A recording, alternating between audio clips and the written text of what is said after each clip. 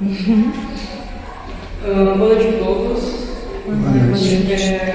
Meu nome é Raquel, sou de São Paulo. E bom, eu estou concluindo o bacharel em saxofone popular na Faculdade Souza Lima.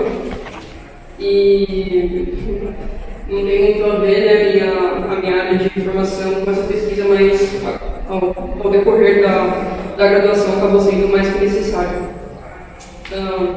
Eu sou autista nível 1 de suporte e antes de adentrar no trabalho em si, eu gostaria de agradecer ao meu orientador, tanto do artigo como da minha pesquisa de TCC, o professor mestre e Rodrigo Castro, que foi uma peça fundamental para o desenvolvimento do trabalho. Ok.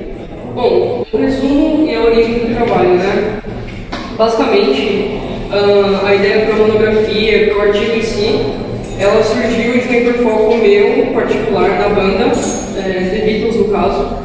E antes, no caso, antes de eu atuar e começar a pesquisa, eu não sabia que eu tinha esse hiperfoco na banda, porque eu não sabia que o que eu tinha era o chamado de hiperfoco. Dentro do espectro autista eu tive diagnóstico tardio, então depois eu passei a entender que, ok, esse a mais que a pessoa tem em um determinado assunto é denominado hiperfoco. E aí aconteceu que basicamente eu comecei a observar literalmente em outras pessoas autistas com diagnóstico tardio também, que elas possuíam também esse hiperfoco na banda, e isso começou a me despertar curiosidades musicais. Por quê, né?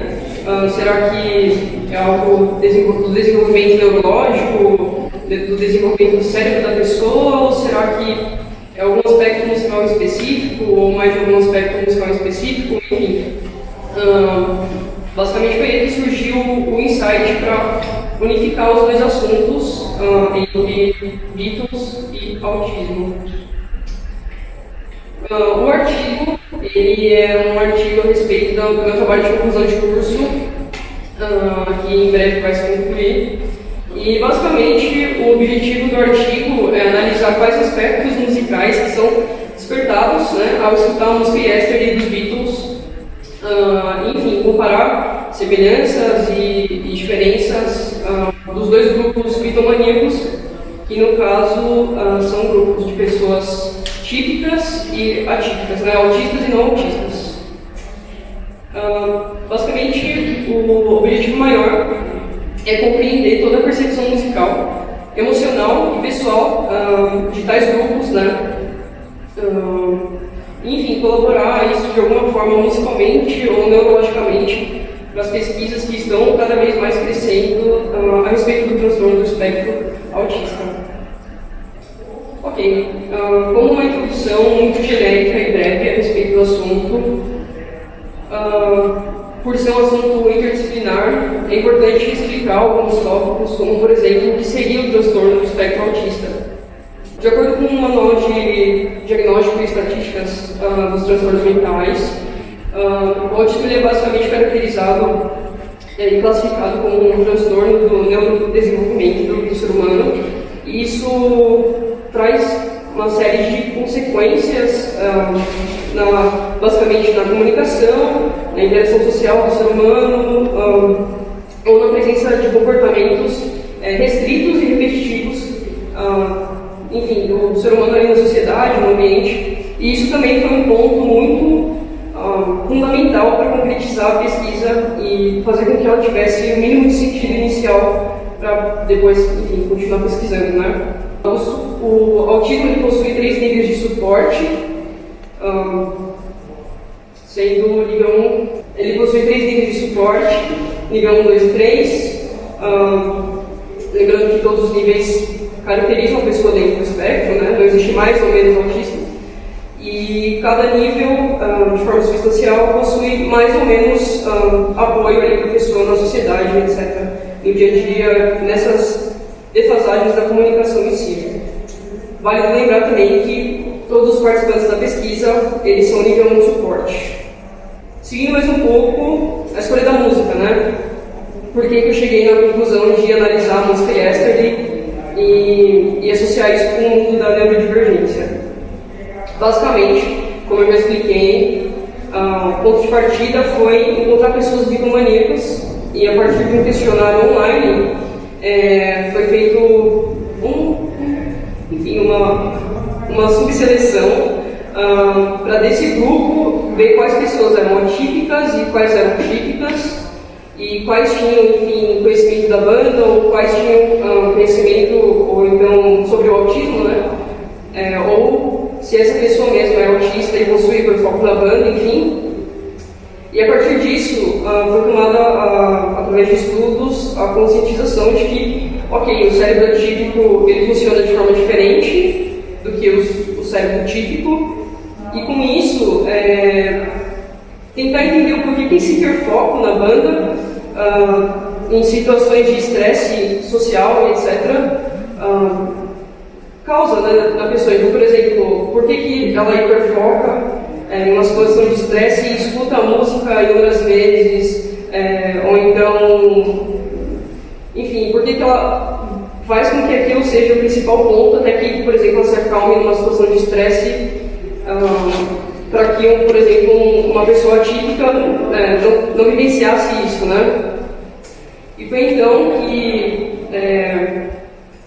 eu decidi entrar com informações de fora, né, para entender o que é o hiperfoco em si. E segundo a psicóloga e doutora Lucila, concretizou que o hiperfoco nada mais é do que uma condição em que todas as habilidades intencionais estão voltadas para um único foco, para uma única ação, ou no caso, para uma única banda ou música, e tudo que está ao redor deixa de ser interessante. O hiperfoco no transtorno também pode ser um refúgio para situações estressantes, ou seja, ele pode funcionar como um regulador emocional para a pessoa no espectro. Obviamente, o hiperfoco está ligado a áreas de interesse daquele indivíduo e é preciso tomar cuidado para entender que o hiperfoco não é uma mania, ele é de fato um regulador emocional e, enfim, é muito provável que a música calme, que traga a sensação de calma mesmo, e daí a repetição contínua dela para essa pessoa, né? O objetivo foi investigar, posteriormente, no caso do TCC, quais regiões do cérebro demonstram ali mais ação em relação ao cérebro típico, por exemplo, ao escutar música, né? Tomando como base que a pessoa tem um hiperfoco na banda, além de ser bitomaníaca. Como fundamentação teórica, o primeiro contato que eu tive com pesquisa mesmo, para ver se o que eu estava pensando antes de tomar qualquer atitude estava fazendo o mínimo de sentido, foi a tese de um doutorado do doutor em psicologia chamado Daniel Camparo Ávila, intitulado de A Musicalidade Comunicativa das Canções, um estudo sobre a identidade sonora de crianças com autismo.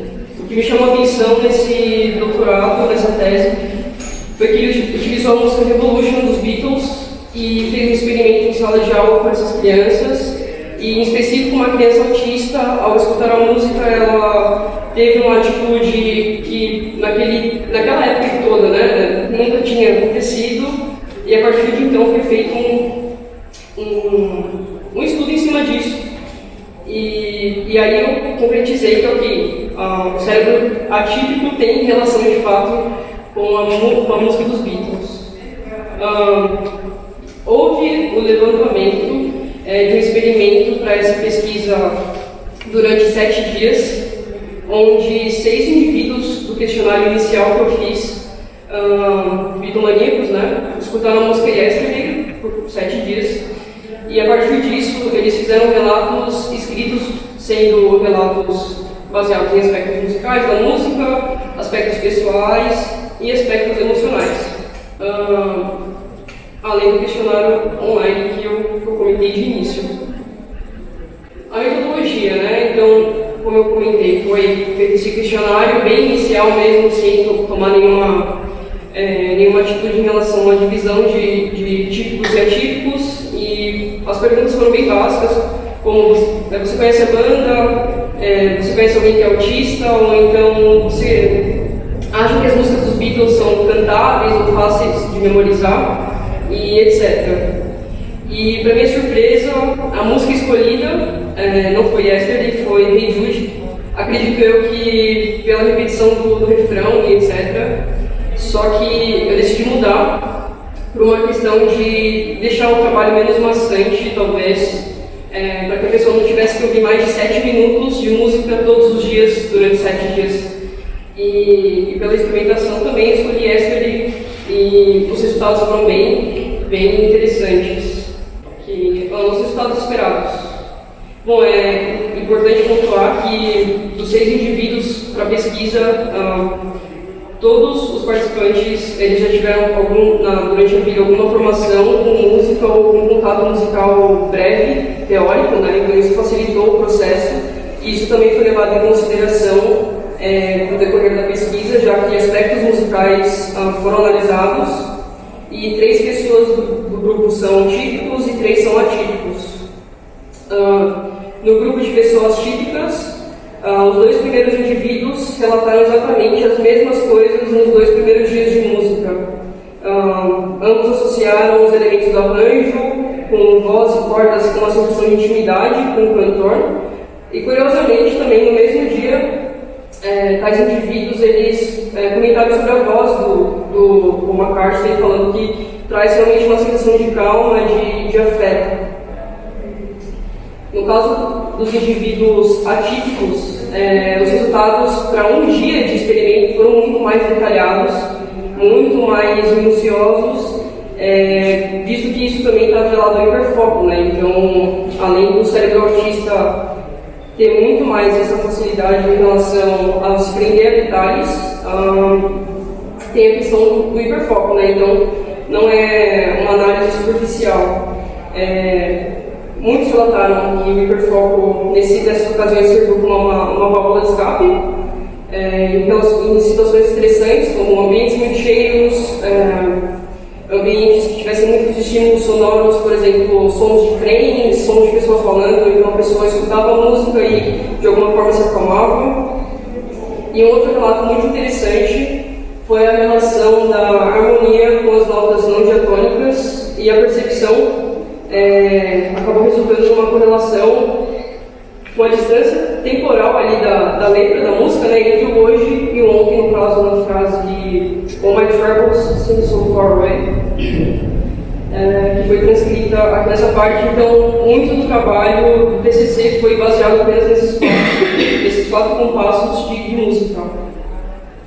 Bom, considerações finais, né? O que pretende assim, avaliar? Primeiro que, através desse estudo de um caso que é específico, né, que sim, existem diferenças através da música, sendo pessoas atípicas, existem diferenças entre o grupo atípico e o grupo típico, no caso, e entre os 2 grupos também entre si existem diferenças musicais. Pretende-se fazer um aprofundamento futuro, né, da neurociência do cérebro autista e da música escolhida, ou então de outras músicas dos Beatles. E, enfim, algumas hipóteses e questionamentos foram levantados, né? Se existe diferença na percepção emocional e sentimental de um indivíduo autista e não autista ao ouvir uma música, ou então como neurologicamente a percepção musical no indivíduo autista é expressada, né? E uma outra consideração, e não menos importante, é que, bom, é possível, apesar do hiperfoco na banda, que haja diferença ali na percepção musical de neurotípicos e neurodivergentes, no caso mais específico ainda, nível 1 suporte, né? Enfim, futuramente pretende-se fazer um estudo muito mais aprofundado a respeito do funcionamento do cérebro autista, né, em relação à música dos Beatles, como eu já disse, e buscar entender mais como que o cérebro autista funciona em relação ao hiperfoco, em relação ao processamento sensorial, ao processamento musical, né, a relação das frequências de notas, como que o cérebro reage em relação a tudo isso, né? Além de levar em consideração o ambiente que a pessoa ali está inserida. Eu acho que é isso.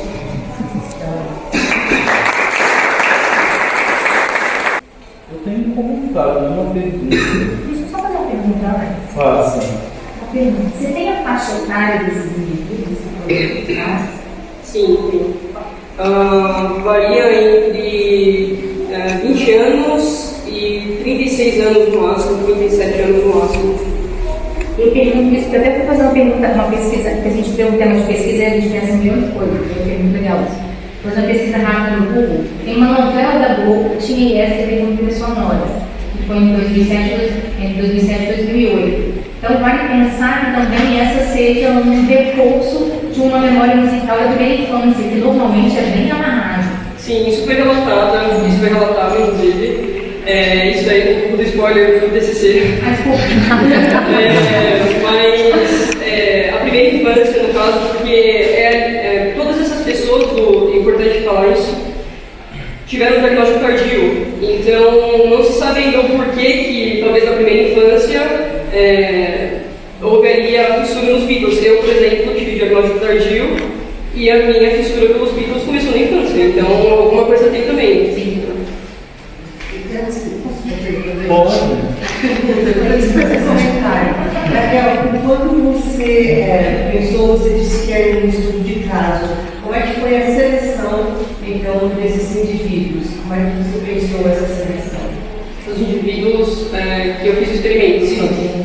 Bom, eu levei em consideração alguns tópicos que facilitaria para mim a pesquisa depois para fazer sentido, né? Então eu fiz um pré-requisito, além de perguntar para cada um deles se eles tinham interesse. Exatamente. As pessoas que participaram. Como é que você fez essa seleção? Como é que você se convocou para isso? Eu convoquei através da internet mesmo. Alguns eu já conhecia pessoalmente e outros não. Então foi incomum pelos Beatles também. Mas eu não entendi, não ficou claro para mim como é que foi essa convocação. Mas onde que eu consigo que a gente vê? Foi através do questionário. Mas nas redes sociais? Nas redes sociais, ok. Exatamente. Até para facilitar, porque tinha gente que nem é de São Paulo também, né? Então foi através da rede social. Bom, obrigado pelo seu trabalho. Eu acho que é muito mais um comentário do que uma pergunta. Porque a impressão que eu tenho é que é muito mais fácil resolver situações de deficiência física, porque elas têm soluções imediatas. Então, você tem um cadeirante, você põe uma porta-maga e ele passa. Você tem uma pessoa surda, você põe um tradutor e ele vai resolver. E a situação do autismo, a impressão que eu tenho, pela minha experiência como professor e também no NAIP, é que a gente tem um monte de problemas porque ela é uma deficiência invisível. Então tem sempre comentários do tipo, esse aluno agora foi laudado com autismo e tal. Aí tem sempre uma pessoa dizendo, eu também acho que eu sou autista, eu sou um pouco autista. Não, você não é. Porque não tem um pouco ou muito, né? Você não é, pode ser, mas assim, é sempre um comentário que desqualifica o algo. E às vezes coisas muito simples de se resolver, que é assim, eu vou fazer um trabalho e é em grupo. E tem alguém que não vai querer fazer, ele tem o direito de não querer fazer. Aí parece que essa pessoa que não quer fazer um trabalho em grupo, ela está enfrentando a autoridade do professor. Ela está enfrentando todo o delírio do planejamento de uma atividade que ele fez, que tem que ser feita em grupo, e a pessoa tem o direito de fazer sozinha. Aí você cria uma situação de tensão, ou uma situação de crise, por uma coisa que é muito simples de resolver, que é respeitar que a pessoa tem o direito de ser diferente, mesmo que a diferença não seja visível. Isso é um comentário assim, que me faz pensar quando eu discuto. Obrigado. E eu dei risada quando você falou, porque isso é uma coisa muito comum. Todo mundo fala, eu também tenho um pouco. Não tem como, né? Eu tenho uma pergunta.